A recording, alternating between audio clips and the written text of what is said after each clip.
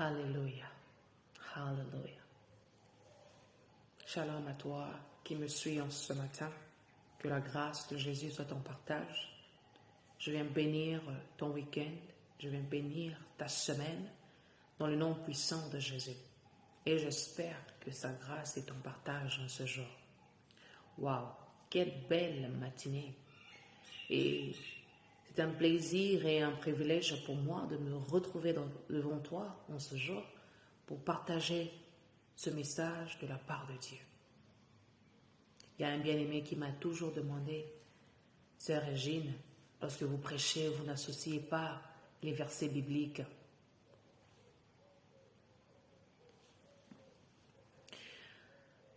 Aujourd'hui, je voulais répondre à cette personne. La méditation, c'est quelque chose qui se fait en privé. La Bible nous demande de méditer la parole de Dieu nuit et jour, car c'est d'elle que viennent les sources de la vie, car en les méditant, c'est par elle que tu réussiras et tu prospéreras à l'avenir. C'est d'elle qu'il y a les sources de la vie. Ça regorge tout ce que tu as besoin pour ta marche chrétienne, pour ta survie sur la terre. D'où je peux beau venir ici et ouvrir la Bible et commencer à dire, ouvrons la Bible dans le livre de ceci, de cela, de cela. Tant que je lis et que tu ne comprends pas ce que je suis en train de lire, tu ne vas pas comprendre le sens des prédications ou bien des explications que je donnerai à la suite. C'est la raison pour laquelle moi, en tant que ministre, en tant que prophète, en tant que chantre, je prends mon temps de faire l'étude biblique en dehors de la caméra.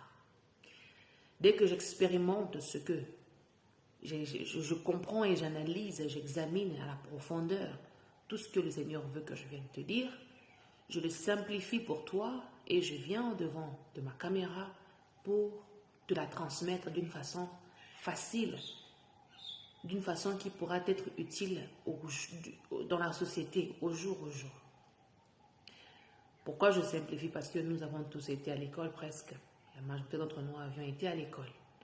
Et je me rappelle encore à l'école, lorsque j'étudiais, le professeur avait des termes extravagants. Il avait des termes qu'il utilisait qui m'embrouillaient la tête. Parfois, la chose est un truc simple. Mais la façon qu'il explique cela, la façon qu'il lit dans le livre, ça n'a pas de sens. Après avoir lu dans le livre, je dois être capable de te simplifier ça, to break it into pieces. Je dois être capable de le faire pour t'accommoder.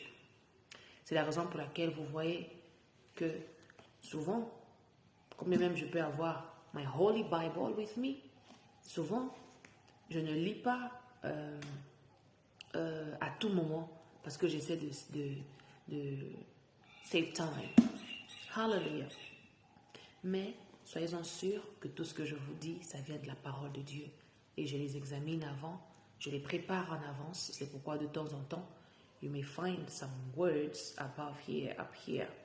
Tu peux voir quelques mots, quelques versets bibliques que je te laisse là, au-dessus, à cet espace-là.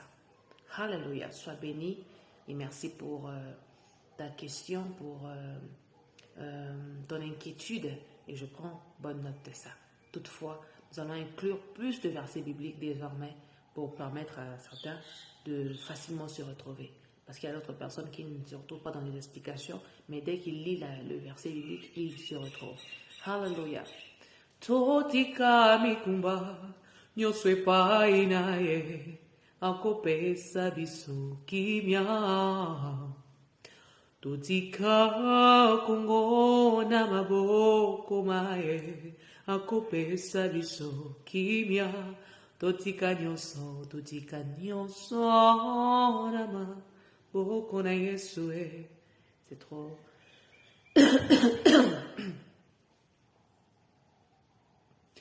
Totika mikumba, nyoswe painaye, akopesa biso kimya. Totika kongo nyoswe painaye, akopesa biso kimya. Totika mikumba, nyoswe paina Yesu, akopesa biso kimya. Totika Congo na maboko ma Yesu akopesa biso kimia. Totika nyonso na maboko ma Yesu akopesa biso kimia. Totika nyonso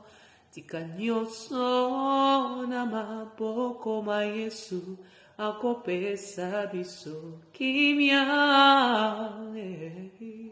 Je le dis souvent que chaque jour que tu te réveilles, un jour, un mot de bénédiction, une phrase de bénédiction en ta faveur, en la faveur de ton mari, de ta femme, de tes enfants, de tes parents, de ta belle famille et aussi en faveur du Congo. Chaque jour que nous nous réveillons, que le Seigneur nous prête le souffle de vie, n'oublions pas désormais de dire un mot en faveur du Congo. Hallelujah. Each day that you wake up, don't forget to raise your voice and just drop one word accordingly to bless Congo, to bless your country, whatever. You bless your country, you bless your husband, your wife. You declare some prophetic declaration above and upon your children in Jesus' mighty name. And you shall see and experience transformation in Jesus' mighty name. Hallelujah. Blessed be the name of the Lord. Father God, we bless you, we honor you. We welcome you in this place. May your glory come and fill this place. May your will be done among us in the name of Jesus. Not my will, but your will. Not my will, but your will. May your will be done on earth in Jesus' mighty name. Receive all the glory. Father God, we worship you. We adore you. We exalt you above it all because you are God all by yourself. And I declare upon somebody's life, may you receive healing in the name of Jesus. May you receive breakthrough in the name of Jesus. Every door that was closed in front of you, may it be open right now in the name of Jesus. May you receive restoration in the name of Jesus. Be blessed on today in Jesus' mighty name. Hallelujah. Aujourd'hui, je ne vais pas m'hasarder à parler en anglais parce qu'on a déjà fait la deuxième partie qui était en anglais. Le fondement est l'un des meilleurs thèmes. Et ce thème me fait du bien à moi-même. Ce thème me nourrit tous les jours. Et je bénis le Seigneur pour les révélations qu'il m'a données. Dans mon livre, vous trouverez ce que je suis en train de dire, parce que ce sont des nouvelles pensées que le Seigneur a déposées sur moi. Et dans les jours à venir, nous décortiquerons tout au long de cette année 2025 le fondement en 2025, le fondement de la vie chrétienne en 2025, pour aider quelqu'un à changer sa conception, pour aider quelqu'un à changer sa façon de voir les choses. Au tout début, nous avions commencé avec les 7 portes de Naaman. Pour ne pas m'hasarder à perdre beaucoup de temps là-dessus, je vous conseille de repartir en arrière et d'aller revoir cela. Les 7 portes de Naaman ont été une révélation précieuse que le Seigneur m'a donnée. Et j'ai écrit le livre des 7 portes de Naaman. Les 7 portes de Naaman, c'est, pour ne pas dire mon premier livre, mais les 7 portes de Naaman font partie des livres que j'ai écrits. Et par la grâce de Dieu, je sais que ce livre ira loin. Et voilà encore le fondement qui apparaît. Le fondement est mon deuxième livre. Et ce livre, ce sont des expériences vécues. Ce ne sont pas des choses entendues, non. Je suis thérapeute de formation. Alors, dans les salles de classe, lorsqu'on me formait, j'ai eu à acquérir certaines connaissances. Je suis théologienne de formation. Lorsque je faisais les cours de théologie dans l'institut là où j'étais, avant de recevoir mon diplôme, je me laissais guider par mon prophète qui m'enseignait, qui nous enseignait, parce que je n'étais pas la seule à graduer dans cette université-là. Mais, quand je suis ressortie avec les données selon le Saint-Esprit, la vision du Saint-Esprit, quand j'ai compris la marche avec l'intimité avec le Saint-Esprit, c'est là que le Seigneur est venu frapper à ma porte. Tout commença par un déclic. Le déclic était quoi? Je vais développer tout au long de cette prédication avant de rentrer dans le fondement. Alléluia. Quelqu'un m'a posé la question, qu'est-ce qui te donne le courage de venir nous prêcher tout ce que tu dis là? J'ai reçu ce mandat de la part du Seigneur. Premièrement, c'est quelque chose que je ne voulais pas, que je ne souhaitais pas faire. Mais le Seigneur l'a imposé dans ma vie. Et lorsque je me suis fait former, parce que je ne pouvais pas commencer sans être formé, lorsque je me suis fait former, j'ai reçu les diplômes. J'ai mon diplôme en théologie, mon certificat en théologie par rapport au Saint-Esprit, et j'ai aussi mon diplôme en thérapie. Je suis thérapeute de formation et je suis théologienne de formation.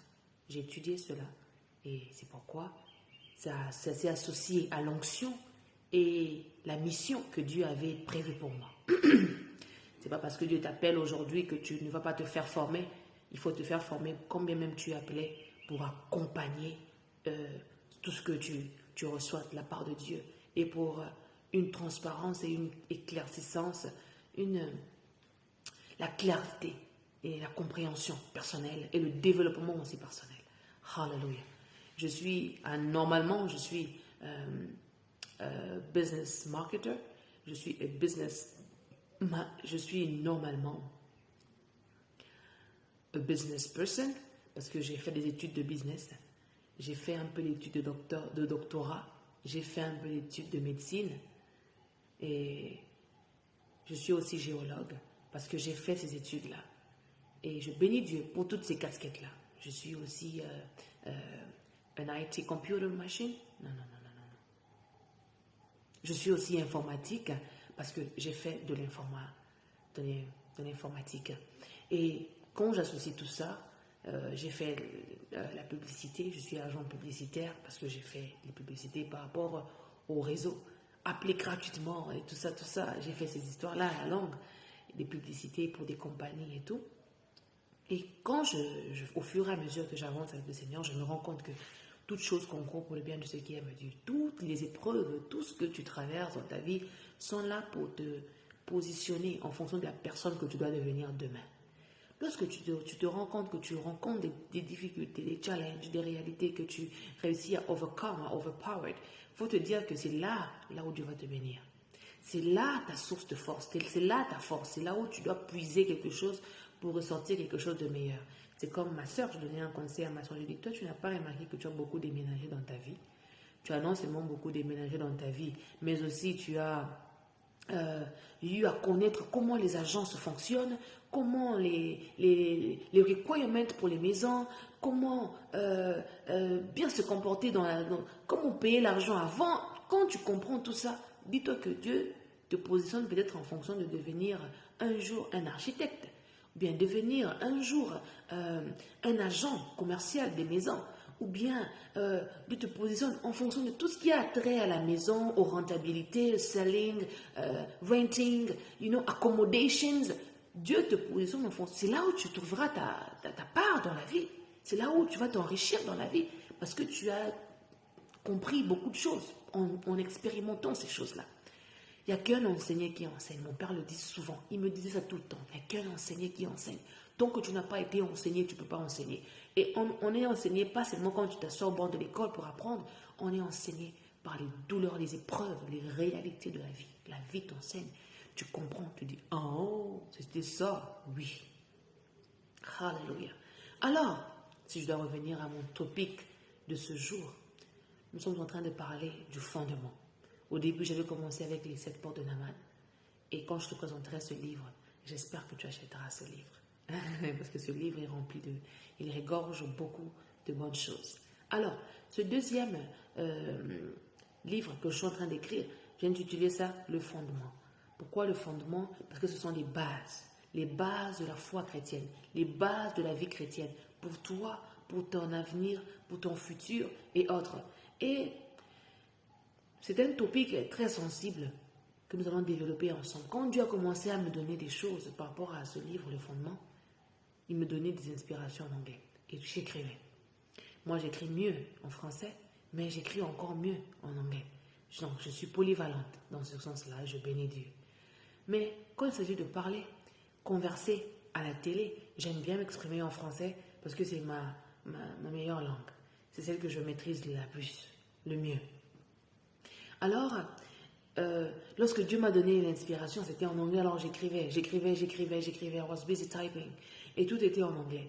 Quand j'ai fini, j'ai dit, mais Seigneur, comment ferais-je pour traduire ça en français pendant que je suis en train de prêcher? Il m'a dit, ça, c'est pas mon problème, c'est à toi de te débrouiller. C'est la raison pour laquelle vous verrez que j'ai fait une partie en anglais et une partie en français. Et désormais, je vais me battre à commencer aussi à prêcher en anglais pour améliorer et ne pas perdre mon anglais. Parce que je suis devenue trop francophone ces derniers temps et la langue est devenue très lourde, je n'arrive plus à bien articuler en anglais. Et on dit souvent, c'est l'exercice qui te permet de devenir meilleur. D'où je vais m'exercer ici. Désormais, je m'exercerai ici. On va parler en anglais, je prêcherai en anglais pour m'exercer à devenir meilleur et improve. Hallelujah. Voilà, le Seigneur a été fidèle pour nous. Alors, je vais commencer à lire, mais de temps en temps, je vais lire en anglais pour me rappeler, avoir les repères. Mais je vous promets que le live d'aujourd'hui est totalement en français. Et pour ceux qui aiment l'anglais, le live tout juste avant était en anglais. Ça vous permettra de profiter aussi de la langue anglaise petit à petit. Ok. L'ouverture, si je peux dire ça comme ça, c'est pour dire que j'avais dit que j'ai appris des choses dans ma vie qui ont boosté ma façon de voir les choses, ma façon de comprendre le monde, de concevoir les choses. Et j'aimerais que toi aussi aujourd'hui tu puisses retenir cela dans ta tête et que tu puisses appliquer cela dans ton quotidien. J'avais dit en anglais que love is not something that we found. Love is something that found you instead. L'amour n'est pas quelque chose que toi tu pars chercher, que tu pars forcer. L'amour, c'est quelque chose qui te cherche toi. L'amour vient à toi. Dieu est amour, il est venu à nous, car Dieu a tant aimé le monde qu'il a donné son Fils unique. Il s'est donné lui-même gratuitement. Ce n'est pas nous qui avons demandé, Seigneur, envoie-nous ton Fils qui vient nous sauver. Non, non, non, non, non. C'est lui qui a décidé de venir lui-même pour venir nous sauver. Alors, l'amour, c'est ce qui vient à toi. Dieu est amour. Alléluia. Dieu est amour. Puisque Dieu est amour, nous sommes appelés à être aussi amour. Et l'amour de Dieu, c'est ça qui nous trouve. L'amour en réalité, parce que moi j'assomme ça, que ce soit l'amour agapé, l'amour éros, peu importe, l'amour c'est lui qui te trouve. De la même façon que je vous avais donné l'illustration la fois passée, que désormais commencez à voir la pauvreté comme une personne, commencez à voir la masturbation comme une personne. Ce sont des énergies. Quand tu penses à la pauvreté, fais-lui une silhouette là humain, mets-le là debout comme ça devant toi. Quand tu penses à la masturbation, mets-lui là devant toi. Imagine-le que c'est un être humain, bien c'est un être, une puissance, un être qui existe. Et l'amour aussi existe. L'amour, elle existe. Tu peux imaginer, tu peux chercher à le trouver aussi une facette, si tu veux. L'amour existe. Et tu dois comprendre que l'amour n'est pas quelque chose que toi tu vas forcer à avoir, mais l'amour c'est quelque chose qui te trouve toi, il te localise toi. Alléluia. J'avais dit tantôt que c'est pas nous qui trouvons l'amour, mais c'est l'amour qui nous trouve instead. C'est l'amour qui nous trouve instead. Hallelujah. Love is not something that we found. Love is not something that we found. Love is something that found us. C'est l'amour de Dieu qui te trouve. C'est lui qui te localise. Hallelujah. Et on va maintenant répondre à cette question. Comme l'amour est ce qui nous trouve, comme c'est l'amour qui vient à nous, comme c'est l'amour qui vient à nous, alors à quel moment précisément, à quel moment est-ce que l'amour nous trouve alors? On se posera toute cette question. C'est Régie, maintenant à quel moment, si ce n'est pas à moi d'aller trouver l'amour, si c'est l'amour qui doit me trouver, maintenant à quel moment est-ce que l'amour vient à moi? À quel moment est-ce que l'amour frappe à ma porte? C'est une très bonne question. L'amour vient frapper à ta porte le moment où tu t'y attends le moins. L'amour viendra frapper à ta porte quand tu t'y attends le moins. Quand tu les calcules, quand tu veux de lui, quand tu forces de l'amour, quand tu forces les choses, même pas seulement l'amour, toutes choses dans la vie, quand tu forces les choses, ça ne viendra pas. Mais quand tu lâches prise, c'est là que ça va venir à toi. Je te donnerai mon exemple. J'étais obsédée par le mariage. Moi, j'avais déjà la robe de mariée, j'avais déjà les accessoires de mariage, j'avais déjà fait le planning du mariage, j'avais tout ce qu'il me fallait pour les mariages. Depuis 2014, j'avais déjà tout préparé. J'avais tout. J'attendais seulement la bonne personne. Mais je dis, mais Seigneur, pourquoi ça traîne? Pourquoi ça traîne? Est-ce que c'est moi le problème? Il me dit, c'est pas toi le problème. Maintenant, c'est quoi le problème? Dieu doit préparer tout un chacun. La façon dont Dieu te prépare toi la femme, il prépare aussi l'homme. Il prépare aussi tes parents, les parents de ton mari. Il prépare la belle famille. Dieu prépare tout. Dieu orchestre toutes choses comme dans les 7 portes de Naaman. Dieu est celui qui orchestre toutes choses. À quel moment est-ce que l'amour me trouve? L'amour te trouve quand tu t'y attends le moins. Alléluia. Je parlais tantôt que j'avais déjà des programmes dans ma vie. Tu peux te réveiller un bon matin, tu te réveilles avec des programmes. Que non, je vais me marier avec cet homme, je vais me marier avec cette femme, on va avoir 3 enfants ou 4 enfants, notre maison sera placée à Miami, à Los Angeles, on va commencer à faire des voyages comme ceci, on va commencer à... Tu peux planifier ta vie. C'est important de planifier. Moi, j'aime bien planifier. Et moi, je planifiais déjà mes histoires.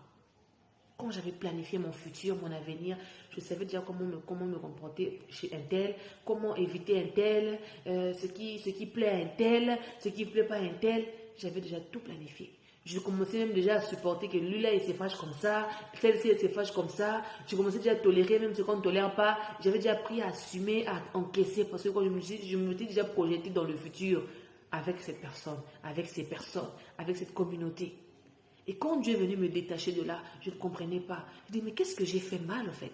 Mais ce n'est pas ce que tu veux faire là, Seigneur, ne fait pas partie du plan. Il m'a dit, tes projets, tes pensées ne sont pas mes pensées. Jusqu'à ce qu'un jour arrive. Un jour, et toujours un jour. Hein. Toi, tu peux planifier tes histoires, tu planifies que non, je me marierai avec celui-ci, on fera ceci, il me donnera ceci, je trouverai ceci, c'est chez lui. Hein. Jusqu'à ce qu'un jour, Dieu dit que non, ce n'est plus la personne. Mais Seigneur, au bout de 20 ans, tu me dis que ce n'est plus la personne. Tous les 20 ans là passés, tu ne m'avais pas dit ça, pourquoi? Parce que tu étais là pour apprendre. Des fois, il faut comprendre que ce n'est pas tout le monde qui vient dans nos vies, ce sont les gens qu'on épouse. Non. Je peux beau t'aimer. Il y a des moments où tu aimes quelqu'un désespérément.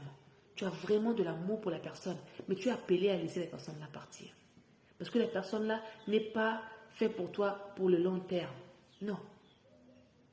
Il y a des gens qui viennent dans nos vies sont seulement là pour nous aider à faire ressortir la douceur en nous, à travailler nos caractères, à étendre nos limites, à ouvrir nos cœurs, à devenir des mamans, des papas responsables, à grandir, à mûrir. Et après, ils vont partir pour que la bonne personne qu'il te faut vienne dans ta vie.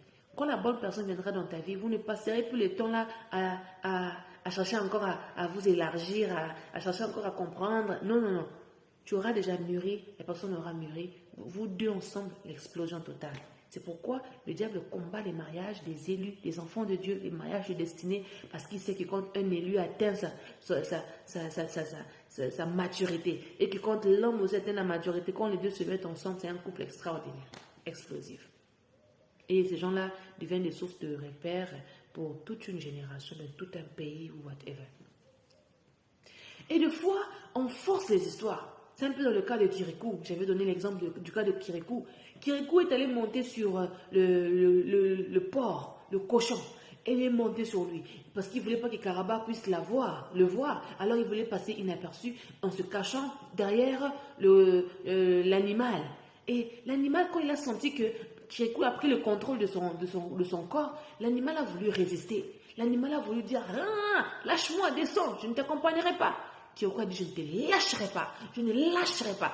On a bousculé Kirikou pour que Kirikou lâche. Kirikou a refusé de lâcher. Et nous aussi, de fois, on force la relation comme ça. Dieu t'a déjà confirmé que ce n'est pas la personne qui te faut. Quitte la relation là. Mais nous, on veut forcer parce que tu regardes le nombre des années que tu as eu à investir dans cette relation, ton temps perdu, tes genoux par terre, les prières que tu as faites, les programmes que tu as faits, les plans que tu as faits. Pardon, tu as déjà imaginé que vous auriez comme des enfants. Tu t'es déjà imaginé au bord de la plage avec l'homme là. Et Dieu te dit que ce n'est pas ton mari, ce n'est pas ta femme. Quitte la relation, quitte la compagnie là, quitte les business là, quitte les projets là, abandonne la relation amicale là, abandonne tout ça. Parfois on veut forcer. Tu dis, Seigneur, maintenant mes intérêts, tu vois l'argent qu'on te donnait là-bas, tu vois les opportunités que tu recevais là-bas. Quand tu regardes tout ça, tu dis, je ne veux pas abandonner, je refuse. Ça, c'est les diables. Ça, c'est moi, les mamies Ouattara. Ça, c'est l'oncle de la famille qui essaie de me suivre ici pour me bloquer. Ce n'est pas l'oncle de la famille, ce n'est pas les mamies Ouattara, ce n'est pas les sorciers. C'est que ce n'était pas la volonté de Dieu. Tu étais là pour apprendre, pour mûrir et quitter. Et quitter. Parfois, on devient des gens qui hallucinent. On commence à voir le mal partout. La façon que l'oncle là m'a dit, bon, je sais que c'est l'oncle là. La façon que mon papa m'a fait ça, c'est que c'est mon père. La façon que ma soeur m'a fait ça, c'est que c'est ma soeur. Je vous dis souvent, combien même quelqu'un t'a fait du mal à l'obscurité, it's fine. Tu es appelé à pardonner. Parce que physiquement, il ne t'a rien fait physiquement. Pardonne-lui, aime-le, chéris-le, pardonne-le. Mais quand il vient la nuit, tu le cognes au nom de Jésus. Moi, je vous parle souvent des chiens. On parle souvent des chiens. Ils prennent souvent les formes des chiens. Mais ils ne prennent pas seulement forme des chiens. Ils peuvent prendre aussi les formes des crocodiles. Comme quand ils remarquent que tu n'as plus peur des chiens, ils te donnent les crocodiles. C'est pourquoi Dieu a donné le pouvoir à Adam sur tout animal, sur tout ce qu'il y a sur la terre.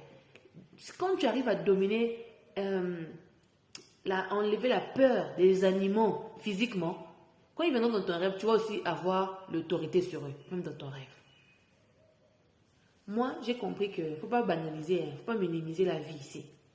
Quand tu t'imposes dans la vie, tu t'imposes aussi sur la spiritualité. Quand tu t'imposes spirituellement, tu t'imposes sur la vie ici. C'est comme ça. Il ne faut pas me dire, oh non, moi j'ai peur des animaux physiquement. Et quand tu vas rêver, un animal te poursuive la nuit, il y a probabilité que tu puisses aussi avoir peur. Parce que quoi, naturellement, physiquement, tu as souvent peur des animaux. Apprends à dominer d'abord la peur des animaux physiquement. Vous qui n'aimez pas les animaux, là, c'est un problème. L'animal t'apprend à être lent à la colère. Le chien ne se fâche pas souvent n'importe comment. Ça me rappelle, bienvenue à toi, ça me rappelle l'illustration de ce chien. On voulait taper son enfant par son maître. Son maître, donc, du genre, la chienne là avait ses chiots. Et le chiot avait abîmé la babouche du maître, du patron, de l'humain. Alors l'humain a pris la babouche, a commencé à menacer le chiot. Tu as vu ce que tu viens de faire? Qu'est-ce que tu as fait? Tu as abîmé ma babouche. Et la maman du chiot, la chienne, est venue mettre la main, sa patte, chez son maître pour dire, maître, calme-toi. C'est moi un enfant, laisse-le, calme-toi. Et les animaux sont comme ça, les chiens sont comme ça. Quand tu as un chien domestique et que tu veux taper ton chien domestique, ton chien va te mettre la patte du genre, calme-toi. Tout animal est comme ça. Je ne parle pas des animaux agressifs, qui ne sont pas tes animaux. Quand c'est ton animal, il ne va pas vouloir agir agressivement. Il va te mettre la patte du genre, sorry, just let go, calme-toi. On apprend des animaux. Et je pouvais voir la chienne là qui a pris son enfant, elle a caché son enfant le visage avec sa patte pour que l'enfant ne voie pas ce que la menace que l'humain est en train de faire sur lui. Parce que ça va traumatiser l'enfant. L'enfant va grandir avec des traumas qu'on n'aime pas. On me tape à tout moment que je fais quelque chose de mal. Ce n'est pas parce que l'enfant fait quelque chose de mal qu'on est obligatoirement appelé. J'étais en train de dire que ce n'est pas parce que l'enfant a fait quelque chose de mal qu'on est obligatoirement appelé, bien obligé à taper cet enfant-là. Alléluia. J'avais aussi dit que l'amour s'impose lui-même. L'amour il t'impose sa présence lui-même, itself. Ce n'est pas toi qui trouves l'amour, il vient à toi, il s'impose, c'est lui qui décide de venir s'imposer à toi. Il s'impose à ta vie, il s'impose dans tout ce que tu fais.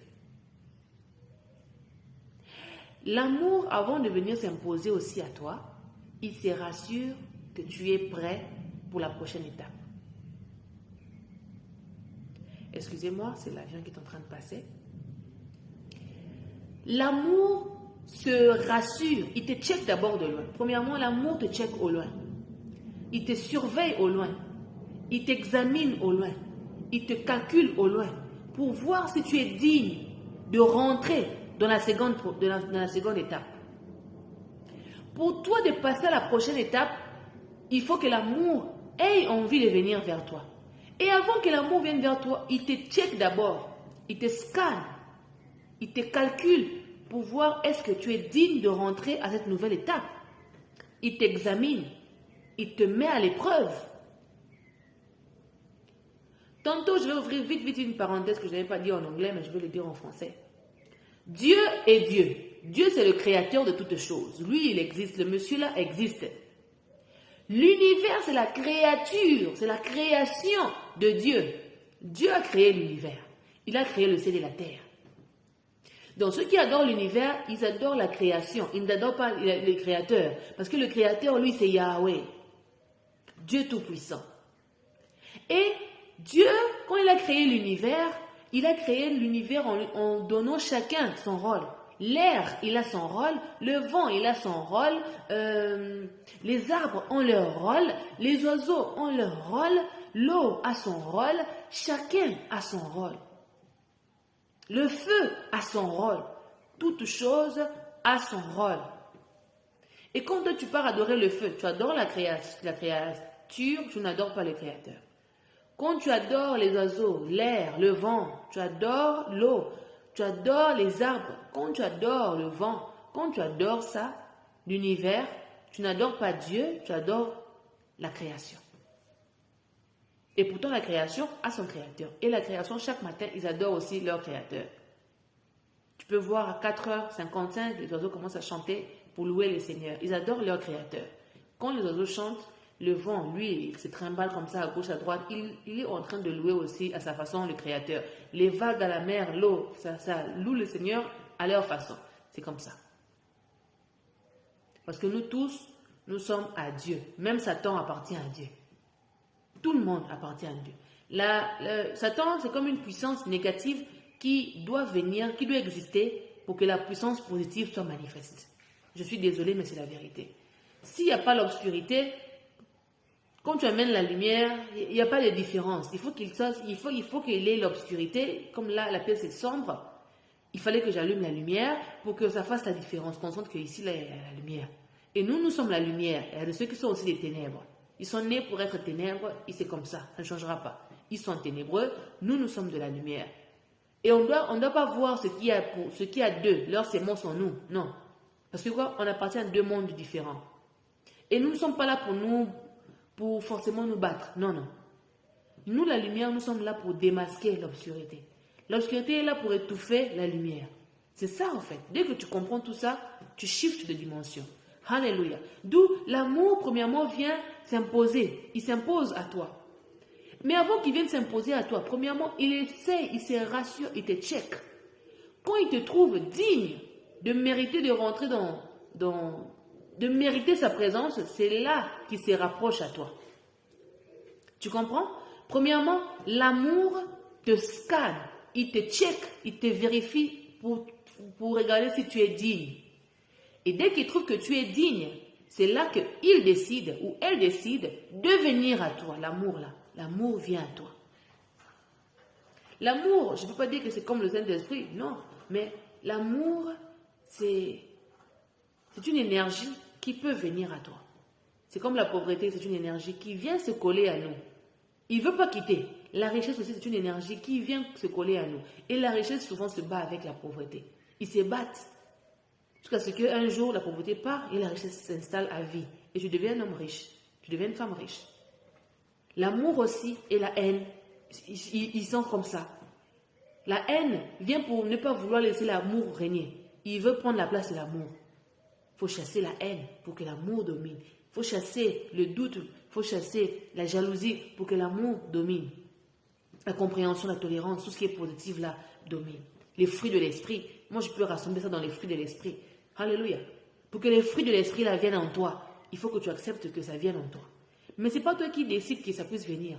C'est lui, les fruits de l'esprit là, c'est lui qui décide, je te scanne et je te trouve digne. La Bible dit que Dieu fait grâce à qui il veut. C'est lui qui vient à toi. Les saints esprits de Dieu, la Bible dit, Jésus a dit, il est avantageux pour moi de m'en aller, mais je demanderai à mon Père de vous envoyer. C'est pas toi qui demande, et c'est pas toi qui envoie, qui force ça.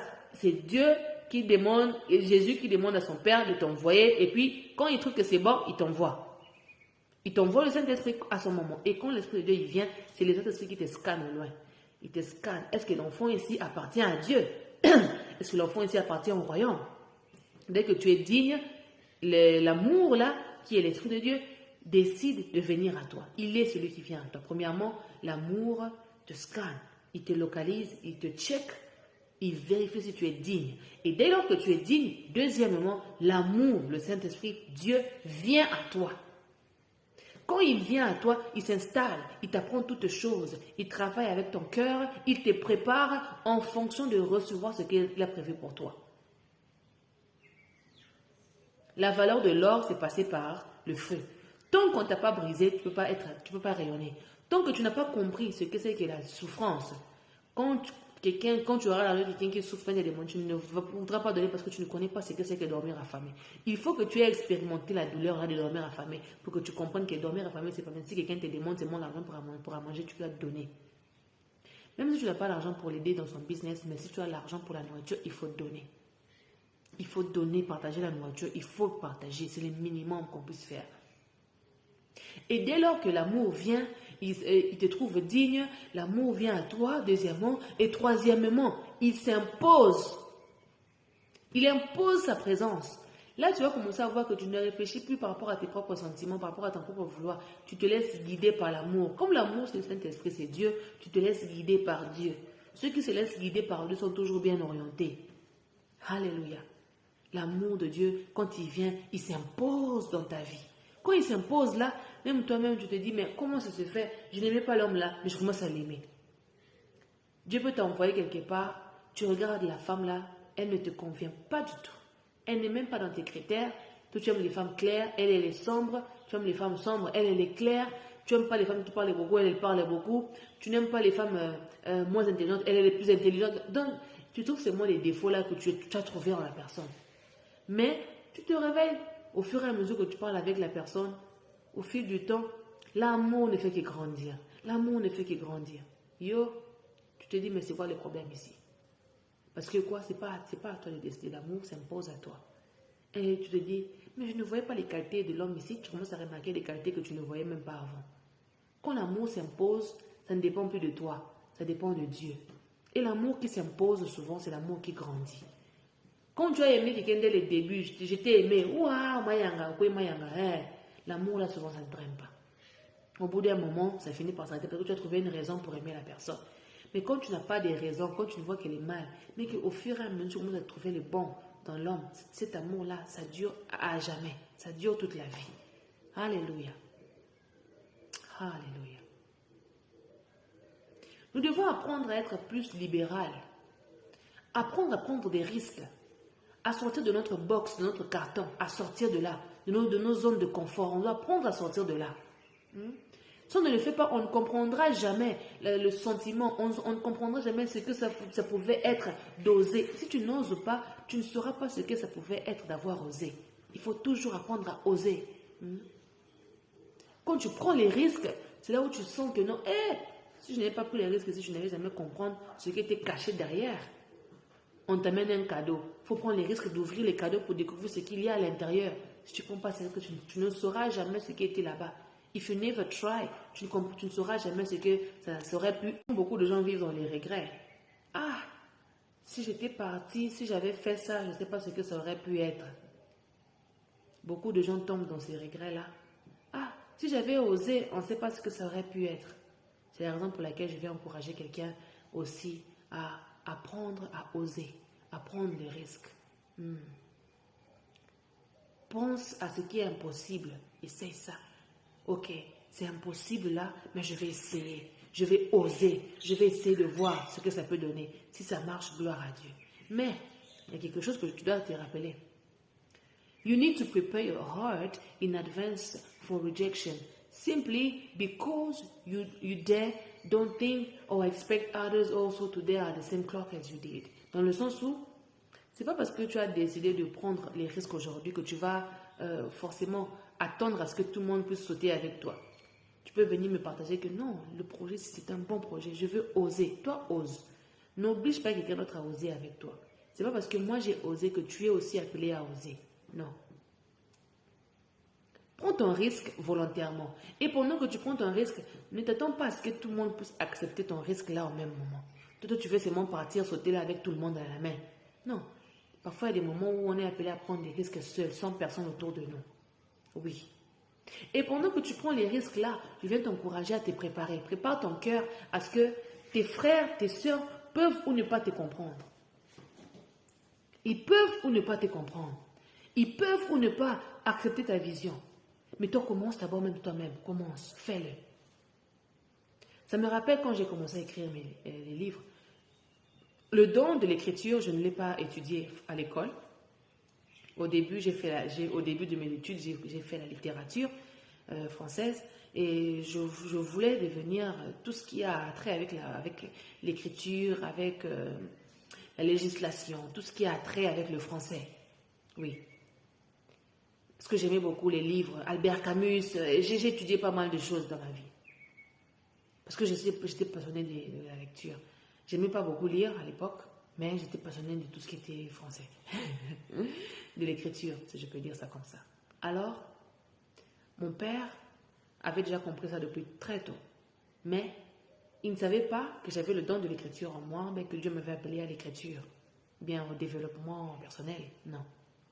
Alors, ce que mon papa avait fait, c'était un jour, il avait remarqué que je volais souvent un livre qui s'appelle Forme. Je volais souvent ce livre-là. Alors, un jour, papa était assis à la véranda, il m'appela. Régine, on dit que nous deux. Viens ma fille, je suis venue. Assieds-toi.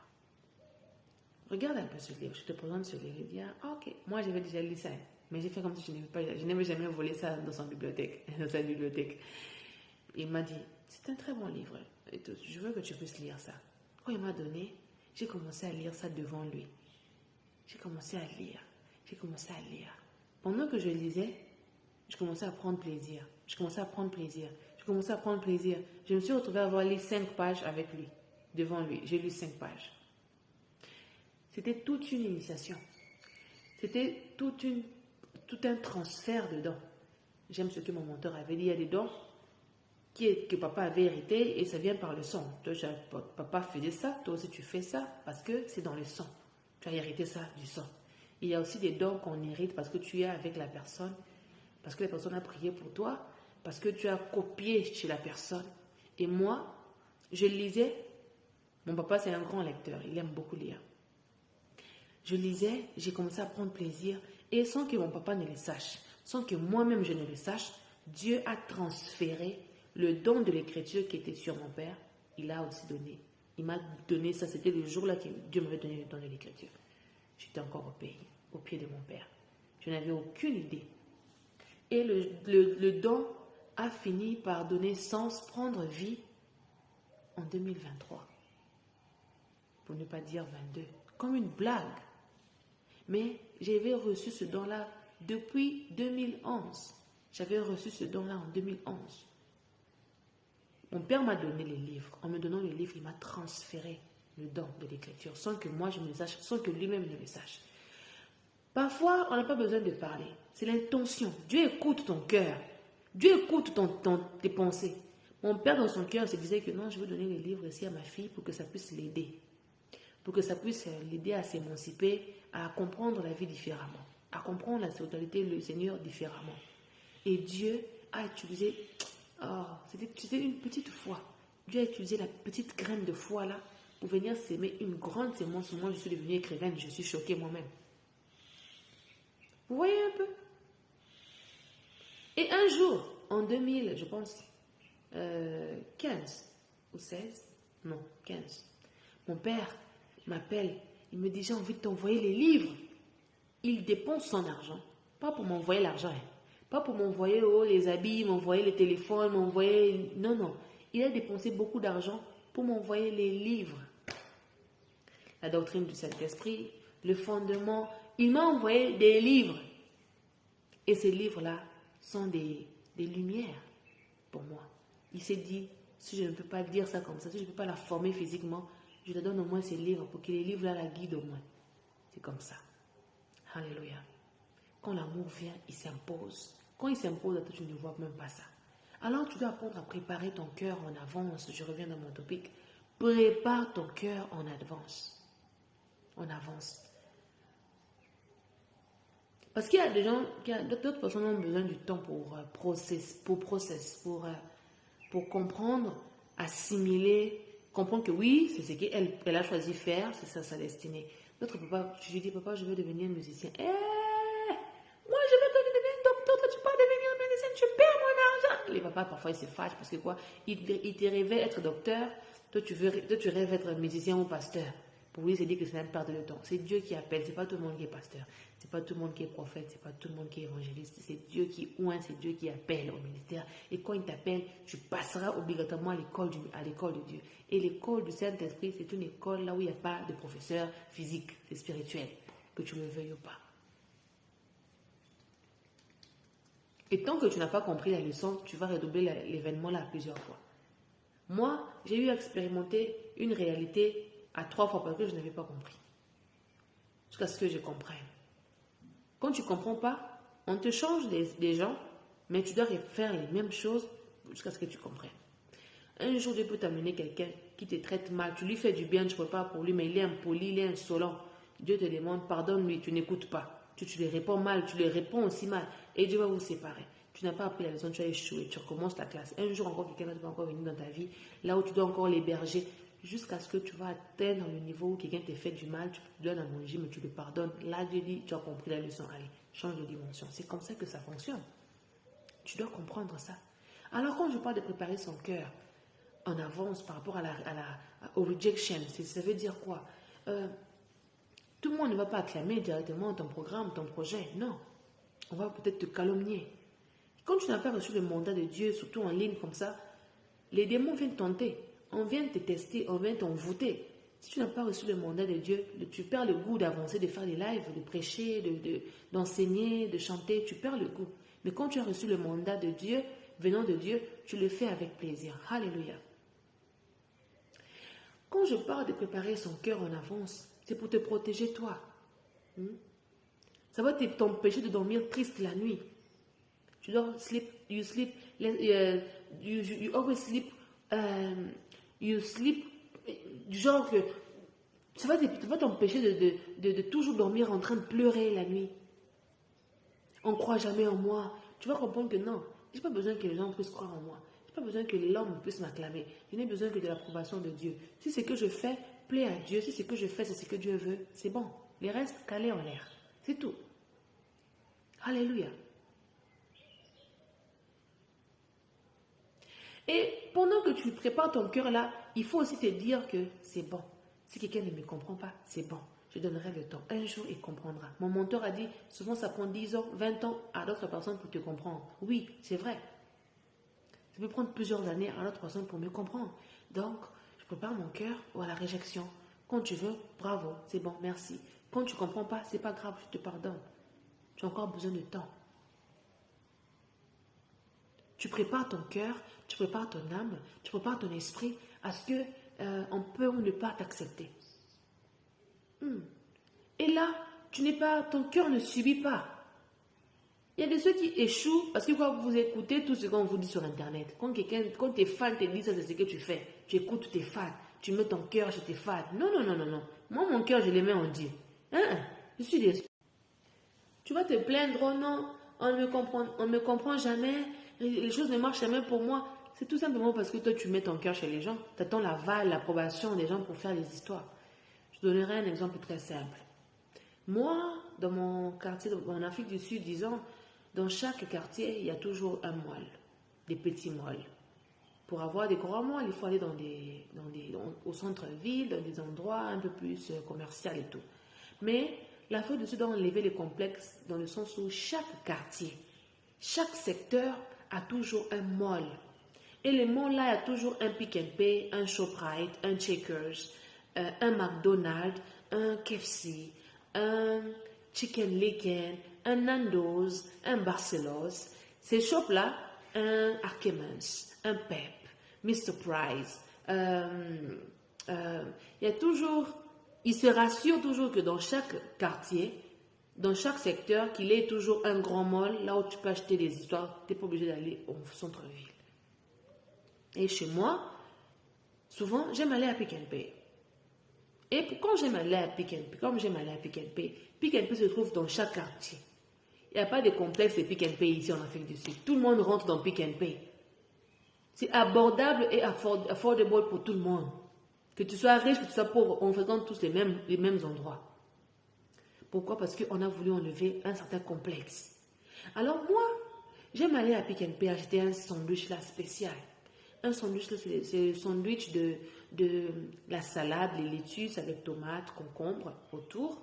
Et à l'intérieur, on te fait une pâte. La pâte là, c'est une pâte de poulet fourré, je peux le dire comme ça. La poule braisée au four, qu'on découpe en petits morceaux. Et on enlève les os, bien évidemment. On mélange avec le tuna. Tuna, c'est quoi? Tuna, c'est comme le pilchard, mais c'est pas le pilchard là du poisson. C'est le poisson, bien sûr, mais le pilchard là, un pilchard différent du pilchard à la sauce, mais à l'eau. On mélange avec ça. On met des mayonnaises extrêmes, crémeux. Et quand on mélange là dans le sandwich, quand tu manges le sandwich là, tu es dans les nuages. C'est un sandwich extraordinaire. Un sandwich top one. Alors, moi, je sais qu'on vend ça à Pick n Pay, ce sandwich-là. À chaque fois que j'ai un peu d'argent, je me dirige à Pick n Pay. Mais avant de quitter chez moi, je prépare toujours mon cœur. C'est ce qu'il essaie de te dire dans le début. Prépare ton cœur au rejet. Je prépare mon cœur, je me dis, ok, je suis en train d'aller à Pick n Pay. Si je trouve le sandwich, je vais acheter, je vais manger, je vais enjoy, je vais profiter, je vais savourer. Mais si je ne trouve pas ça aussi, gloire à Dieu, ce n'est pas grave. Ce n'est pas grave.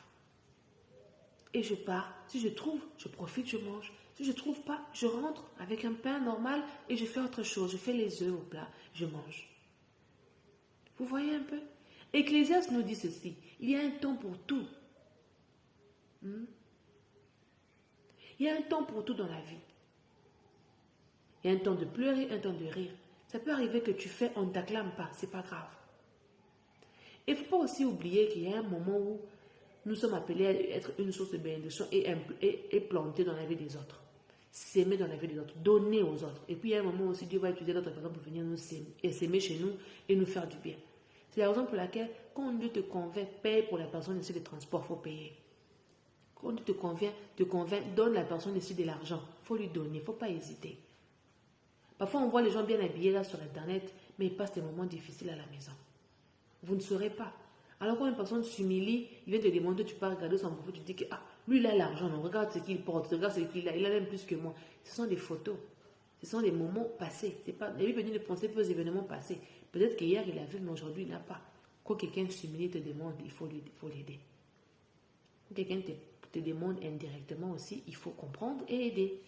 Il y a des gens qui ne savent pas demander directement parce qu'ils ont juste honte. Ils te demandent indirectement. Mais c'est à toi de comprendre que non, mais demande, là, je dois faire quelque chose. Si je n'ai pas besoin de ton aide, je ne te parlerai pas de mon problème. Si je t'expose mon problème, c'est parce que je sais que tu peux m'accorder la solution de ce problème-là. C'est comme ça. Et quand tu peux, tu donnes. Quand tu ne peux pas, il faut exprimer que non, maintenant là, c'est un peu dur pour moi aussi, je ne peux pas. Et toi aussi, quand on te dit que la personne ne peut pas, ne pas dire là-bas que non, il ne m'a pas aidé, pourquoi? Et pourtant, je la vois avec la voiture. Ce n'est pas parce que je conduis la voiture que j'ai l'argent.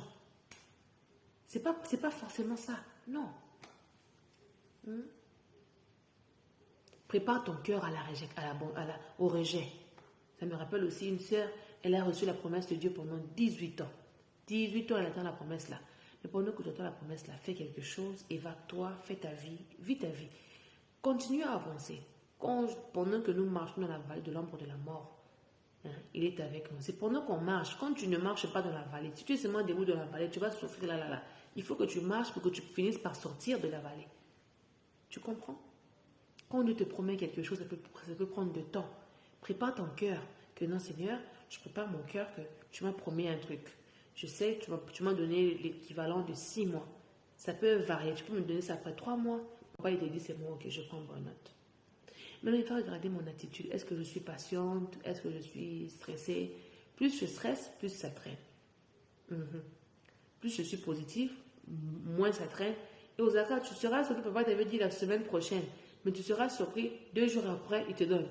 Pourquoi? Parce que il a dit que non, elle est positive, alors laisse-moi la donner. J'avais déjà ça de toutes les façons, elle n'a qu'à prendre. Préparons nos cœurs au rejet. Comprenons que quand Dieu nous promet quelque chose, ça peut prendre du temps. Ça peut traîner un peu. Donnons le temps au temps et va comme à d'autres occupations. C'est comme ça. Moi, je l'appliquais souvent dans des prophéties concernant d'autres personnes. Mais quand ça commençait à me concerner moi-même, je commençais à dire Seigneur, Seigneur, je commençais aussi un peu à me lamenter. Mais nous sommes tous appelés à nous recadrer parce que personne n'est parfait. Un autre point aussi, c'est le moment où j'ai encouragé les gens à profiter de la vie. À profiter de l'instant présent. Tu as préparé ton cœur, n'est-ce pas? Quand tu as fini de préparer ton cœur, tu dois profiter de l'instant présent. Beaucoup de nous n'arrivons même pas à avoir ce sentiment ici. Je l'ai mieux exprimé en anglais. Je vais essayer, excusez-moi, je vais essayer de l'exprimer en français, mais je sais qu'en français, ça sortira trop bizarre. Mais je vais quand même essayer. Il y a un sentiment là on parle de profiter de la vie. Il y a un sentiment là, lorsque tu profites de la vie, beaucoup de gens profitent de la vie avec brutalité. Tu sors, tu fais ça, tout est brutal, tout est vite, vite, vite. Non. Quand on profite de la vie, il faut aller en douceur. Il faut écouter son cœur. Il faut profiter des instants présents. Tu fermes tes yeux. Tu écoutes le bruit. Tu écoutes l'animal qui est en train de chanter. Ça, c'est un truc que je fais en thérapie. Franchement, en français, ça sonne vraiment bizarre par rapport en anglais. Mais tu profites de la vie. Tu sens, quand la pluie pleut, quand il pleut plutôt, quand la pluie tombe, beaucoup d'entre nous n'arrivons même pas à aspirer l'odeur là de la pluie qui tombe sur la terre. Il y a une odeur là particulière. C'est seulement les vampires qui arrivent à détecter l'odeur là parce qu'ils ont développé leur odorat. Mais toi aussi tu peux le faire. Tu n'es pas forcément appelé à être un vampire pour commencer à ressentir les émotions. Non, on doit tout ressentir. On doit apprendre à ressentir les émotions. Quand quelqu'un te dit « je t'aime », tu dois l'imaginer. Parce que moi, je suis quelqu'un qui réfléchit du côté droit. Quand tu réfléchis du côté droit, tu es plus dans la créativité, dans l'art.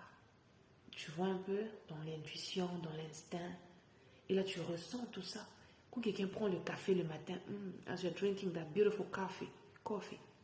Quand tu prends ça, il y a les vapeurs là qui montent là. Et toi, tu sens. Attends, je prends mon gobelet, je vais te montrer. Parce que moi, j'aime bien illustrer les choses pour toi.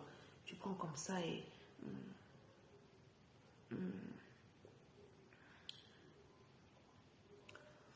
it's tasty. Yeah, this is how it goes. Bon, ça c'est de l'eau. J'ai utilisé de l'eau, j'ai pas le café parce qu'il fait pas froid. Tu comprends? Tu as déjà une idée. Il faut apprendre à savourer l'instant présent. Alléluia. C'est là, c'est dans ce genre de moment où tu te rends compte que Dieu est miséricordieux. Il est compatissant. Il est lent à la colère. Malgré nos erreurs, nos fautes, Jésus est là pour nous. Il nous pardonne. Il nous redonne encore des nouvelles chances. Parce que quoi? Il est amour. Alléluia. N'oublions pas aussi que l'amour nous pousse à faire des concessions. L'amour nous pousse à changer de programme pour accommoder les gens que nous aimons. L'amour nous pousse à faire la paix avec ceux qui n'ont même pas mérité, ceux qui ont mérité, ceux qui n'ont même pas mérité. L'amour nous pousse à être bien avec ces gens-là, à arranger, à pardonner, à oublier. Parce qu'elle veut dire que l'amour pardonne tout, elle espère tout, elle croit tout. L'amour nous pousse à faire la paix, être en harmonie, à être balancé, être équilibré, à grandir dans la pureté, dans la sincérité. C'est ce que l'amour vient faire. L'amour ne voit pas le mal en l'autre. Tu sais, il n'y a pas un meilleur endroit là où tu peux apprendre à muscler ton cœur, à exercer la patience, la tolérance, la compréhension, le respect, en dehors de l'amour. C'est dans l'amour, quand tu pratiques l'amour, quand tu vis dans l'amour, quand tu es à côté de l'amour, c'est là où tu apprends à devenir lent à la colère, tolérant, patient. Les fruits de l'esprit, ça c'est manifeste. Les fruits de l'esprit, c'est le Saint-Esprit lui-même, c'est Dieu lui-même, c'est l'amour. Et l'amour, c'est Dieu. Donc, c'est ça en fait. Les meilleurs endroits là où tu apprends à devenir la meilleure version de toi-même, ce n'est que dans l'amour. Alléluia. Parce que l'amour te permet à laisser une fenêtre ouverte à tout celui qui qui veut une seconde chance, même celui qui n'a pas mérité. L'amour te pousse à laisser la fenêtre ouverte, à laisser les brèches ouvertes. J'ai dit au commencement que les caméramans m'avaient fait mal. L'ingénieur m'avait déçu. J'ai fermé la porte de ma maison. J'ai dit, je ne te pardonnerai pas, je te pardonne, mais je ne travaillerai plus avec toi. Mais j'ai laissé la fenêtre ouverte pour dire que non, je te donnerai encore une autre chance. Mais désormais, je vais devenir Ekenge. C'est pourquoi vous allez remarquer que moi, quand je vais commencer à travailler avec toi dans le futur, je vais commencer à mettre les contrats. On signe un papier là. Quand tu ne respectes pas ça, on amène ça à la police. Parce que quoi? Moi, je n'arrive pas à me battre avec toi physiquement. Je n'arrive pas à argumenter avec toi. Je n'arrive pas à te manquer de respect. Je n'arrive pas à être brutal avec toi pour récupérer mon projet. Est-ce que quelqu'un est obligé d'être brutal avec toi pour récupérer son projet? Non. C'est comme ça que beaucoup de caméramans aussi perdent le travail. Nabimi la topique, je suis sorti hors topique là. Bien aimé, apprends à prendre au sérieux ton travail. Sois sérieux dans ton travail. Si tu veux qu'on continue à te respecter, qu'on continue à te faire confiance, à te donner les contrats, sois sérieux dans ton travail. Les compagnies du genre Sony, les compagnies du genre, les grandes labels, les labels là extravagants, ces gens-là travaillent avec des principes. C'est pourquoi on part toujours chez eux. C'est pourquoi les Smart Effect, Well Done, ces gens-là, quand ils travaillent leurs vidéos, tu sens vraiment que non, ici, 3 points, tu sens vraiment que ici, c'est du sérieux. Ils savent ce qu'ils font. Ils comprennent le sens de la responsabilité. Maintenant, tout on fait que tu es bercé, on te berce à tout moment, donne-moi les projets, non, donne-moi les projets, non. Ah, papa, un jour, on finira par se lasser. Toi qui continues à prendre les gens pour acquis, arrête. Ne me prends pas pour acquis. Ne me prends pas pour une naïve. Je suis juste une personne qui pratique l'amour, qui vit dans l'amour. Mais il y aura un jour, Dieu, le Père, se rendra compte que tu as abusé de mon temps, que tu me ralentissais la marche. Il va t'échanger. Il va m'élever. Il va me donner quelqu'un de meilleur. Il va me donner quelqu'un de mieux qui fera mieux le travail que toi. Ça s'appelle ton mari, ta femme pour acquis. Dieu te change de partenaire pour montrer à ton partenaire là que tu as vu une personne que moi si oh mon sakana kinaye. Aux autres qui est pour acquis, alors on a changé mon bali pour qu'elle ne s'émanciper. Dieu regarde, il dit mais le fils ici perd le temps à ma fille. Ma fille doit faire un, deux, trois. Elle a des projets qu'elle doit réaliser. J'ai vu qu'elle réalise ces projets-là. Mais l'homme que je lui ai donné là, il fait qu'il perde son temps. Je vais la changer de mari pour que l'homme là qui va venir puisse l'aider à accélérer, à faire plus de choses vite. Parce que nous les femmes ici, là, parfois on a des idées, on a des choses, on a envie de faire des choses, mais on n'a pas l'argent. L'argent va venir de qui? De nos camarades. Si ce n'est pas nos papas qui nous aident, ce sont nos maris. Il n'y a que les deux là. Il y a toujours un homme devant une femme.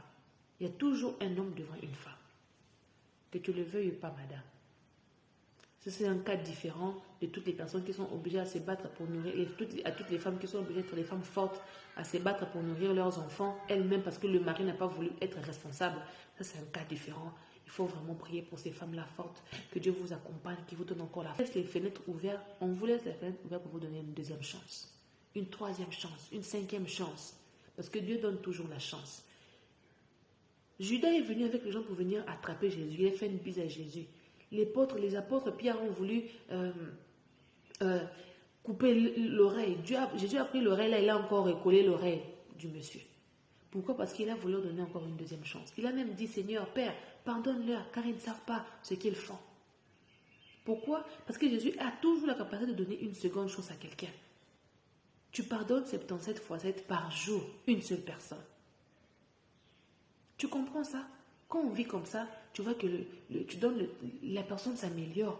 Tantôt, dans la première partie, donner l'exemple de cet enfant-là qui était abusé. Mais il a donné la chance à son abuseur de se repentir, de devenir une meilleure version de lui-même. Aujourd'hui, son abuseur a appris la leçon. Ne fais pas à l'autre ce que tu ne veux pas qu'on te fasse. Ce n'est pas donner à n'importe qui. On a abusé de toi et tu pars là-bas, tu prêches Jésus à ton abuseur, tu l'apportes l'amour, le vrai amour, sans mauvaise chose derrière. Et puis tu reprends encore la vie avec les personnes là du genre tu l'aimes d'un amour agapé. Ce n'est pas donné à tout le monde. Tout cela, ça n'a pas marché, on se sépare, on devient des ennemis. Non, tu n'es pas obligé d'être mon ennemi. Tu n'es pas obligé. Comme même on ne passera pas tout le temps en train de parler, ma solo, non, tu n'es pas mon ami, mais tu n'es pas mon ennemi non plus. Quand je te vois, je te ferai un bisou, un câlin. Je te demanderai comment tu vas. Si je te trouve bien habillé, je vais t'apprécier. Tu es bien habillé aujourd'hui. Ah, j'aime ton make-up. J'aime ce que tu fais. J'aime ton contenu. C'est important, c'est ça la vie. C'est comme ça que nous, dans notre royaume, c'est comme ça qu'on fonctionne. Donc si tu sais que tu ne fais pas ce que je dis là, c'est que tu n'es pas de notre royaume, tu es de l'autre côté là-bas. On est appelé à aimer même les sorciers. Ceux qui viennent nous faire du mal, là, on est appelé à les aimer. Parce qu'en temps normal, ce n'est pas eux nos ennemis. Ce n'est pas eux nos ennemis. C'est eux qui nous considèrent comme leurs ennemis, mais nous, on ne les considérera jamais comme nos ennemis. Alléluia. Beaucoup de gens n'expérimentent pas l'amour parce qu'ils ne prennent pas le temps de profiter des instants présents, comme j'avais dit. Il faut apprendre à savourer l'instant présent, dans le sens où tu respires, tu relaxes. Beaucoup d'entre nous, quand nous mangeons comme des robots. Mange et tu... c'est bon, je sens le sel, je sens l'huile, je sens... Ça, c'est le vin. Ça, c'est le vin de 1980. Ah oui, je peux sentir ça. Ah, la viande, elle est bien salée. Hein. Ah, elle est bien braisée. Hein. Et tout ça, parce que moi, j'aime tout ce qui est braisé. Tu vois un peu? Il faut savourer l'instant. Le goût. Tu aimes bien un peu de piment, un peu de poivre noir. Quand tu examines tout ça, c'est comme ça que tu comprends en fait les histoires. C'est comme ça que tu développes l'amour. C'est la raison pour laquelle tu aimes ta femme, mais elle ne comprend pas qu'est-ce qui prouve qu'il m'aime. Hein? Parce que quoi? Elle n'a pas développé la nature de savourer les instants. Quand ton mari se réveille le matin, il te dit, bébé, bonjour. C'est romantique, il y a de l'amour dedans. Je t'aime. N'oublie pas, je t'aime. Quand la personne te dit ça, il faut que tu rentres dans le mot. Il faut que tu visualises le mot. Il faut que tu ressentes le mot. Il faut que ça te fasse quelque chose dans le cœur. Mais vous vivez ce mot comme ça. Tu te réveilles le matin, tu sors du drap. Grrr. Non. Quand tu te réveilles le matin, tu t'assois sur le lit. Tu te caresses d'abord toi-même. Tu dis, oh, merci Jésus. Yes, thank you Jesus. Et puis tu t'étires. C'est trop important. C'est le quand tu fais bisous, ça ne représente rien pour toi la bise là. Non. C'est précieux. Non. Il faut chérir il y a des choses qu'il faut prendre ça dans un autre angle. Non, il faut changer. Il faut aller parfois dans le slow effect, dans le sens que tu contemples ça slowly, smoothly, lentement. Tu profites, quelqu'un parle, tu t'assois, tu l'écoutes, tu le contemples, son front, ses oreilles, son nez, sa lèvre. Tu contemples ton mari. Hey, comment? En anglais, c'était plus... Bon, c'est pourquoi je suis habituée en anglais. Mais en français, it's awkward. Mais I'm gonna try hard. Je ferai vraiment un effort.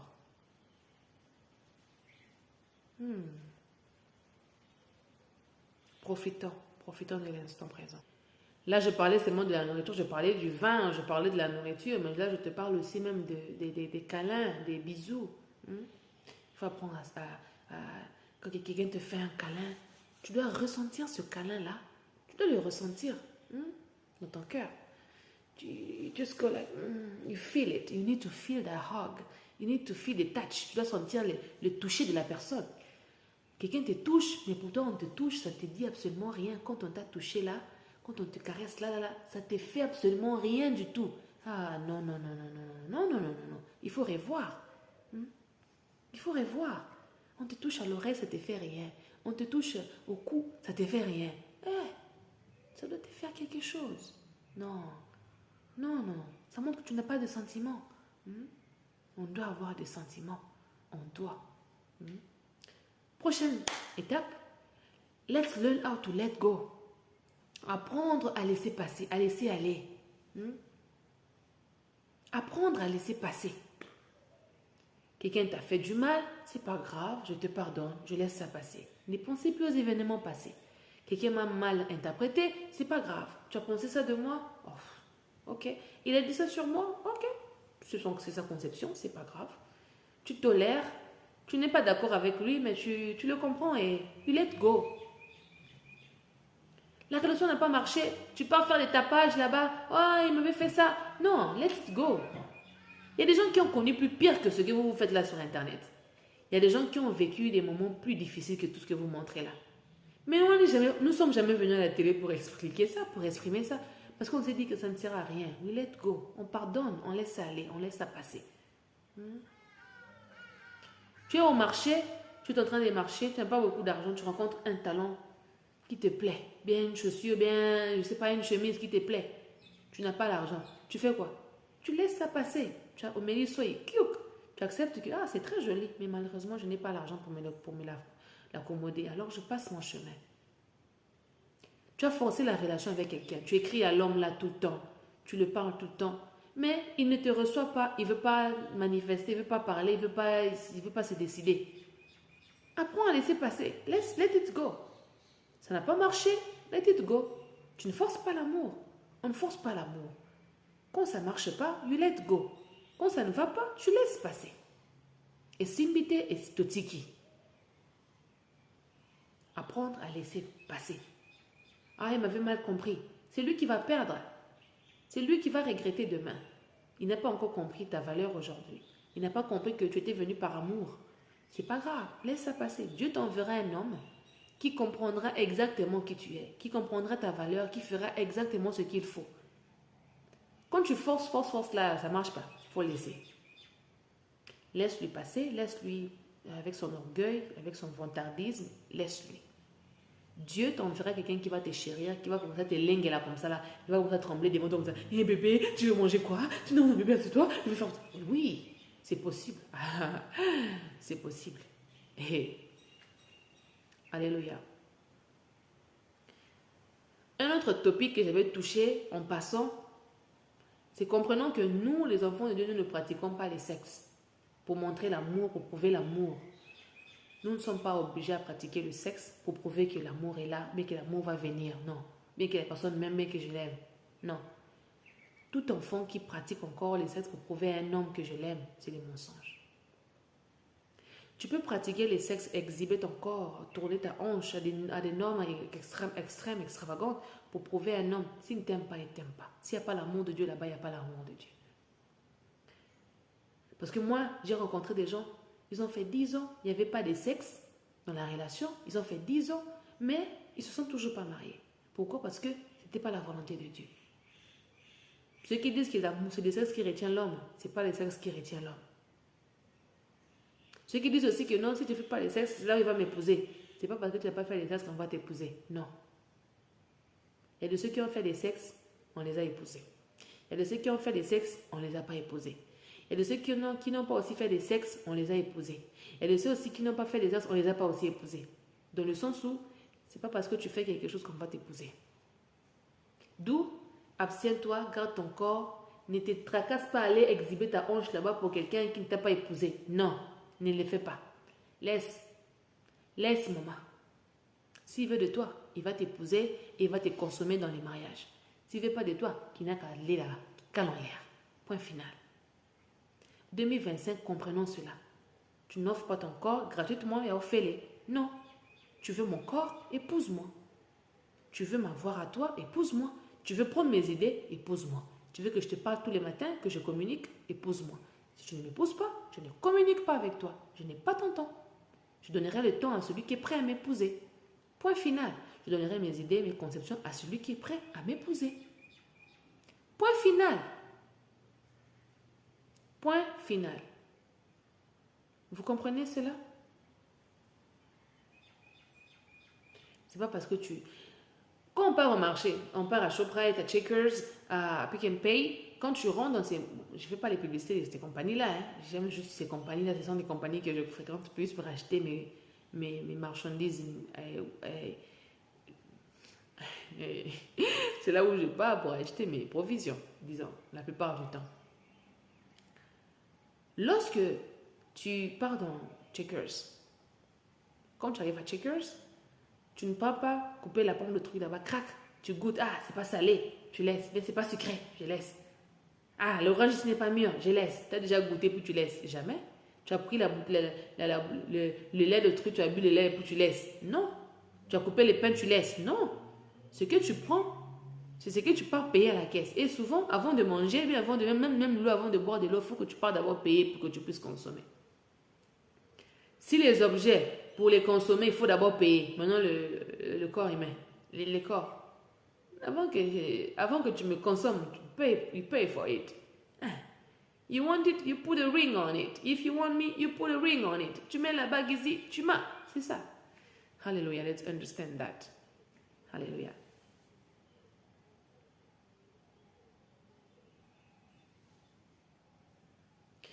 C'est comme ça que tu comprendras que non, la personne ici est digne pour moi. Quand la personne vient t'honorer, c'est ça qui manifeste que non, l'homme ici c'est un homme sérieux, il m'aime vraiment. Quand l'homme vient t'honorer, c'est ça qui confirme qu'il t'aime, qu'il veut t'honorer. Mais il y a d'autres hommes aussi, ils t'épousent seulement parce qu'il est obligé de t'épouser, parce qu'il n'a personne à épouser ou parce qu'il y a la pression et tout. Mais un vrai homme, quand il vient t'épouser, c'est parce qu'il reconnaît ta valeur. Et là aussi, toi aussi, tu te dis que non, puisqu'il m'a épousé, ça veut dire que c'est un homme qui mérite mon respect, il mérite mon amour et toute ma considération. Alléluia. Un autre topic, je vais aller un peu vite parce que je commence à traîner, le lèvre commence à traîner. Beaucoup de gens se disent que non, moi je dois me marier avec un homme qui est comme moi. Il n'est pas comme moi. Les frères là, on n'a pas des points en commun. Je dois me marier avec quelqu'un qui a les mêmes points en commun que moi. Conception erronée, je vous le dis. En tout cas, beaucoup de gens pourront qualifier mon livre d'être un livre un peu bizarre parce que ces révélations-là me viennent directement de Dieu. On n'épouse pas un homme qui est comme toi. Ça, c'est quoi? Arrêtez de suivre les coachs là, je vous interdis ça. Hey. J'ai dit ça parce que moi-même, j'étais allée là-bas. Moi-même, je suivais les coachs là. Et puis, quand Dieu a commencé à me parler, il m'a ramené à sa pensée primitive. C'est là où j'ai compris que je perdais mon temps là-bas. Il y avait la sorcellerie, les envoûtements là-bas. Tu ne peux pas te marier avec quelqu'un qui est comme toi. Voici cette fois-ci l'os de mes os, chair de ma chair. Dieu avait pris la côte. Il n'avait pas pris toutes les côtes. Il avait pris une côte. Du genre, l'autre doit être left, toi tu dois être right. Moi, je suis quelqu'un d'intuition. Je fonctionne avec l'intuition, je fonctionne avec la créativité, je fonctionne avec l'instinct. Mon mari doit être quelqu'un de logique. Moi, je réfléchis du côté droit, mon mari doit réfléchir du côté gauche. C'est comme ça que ça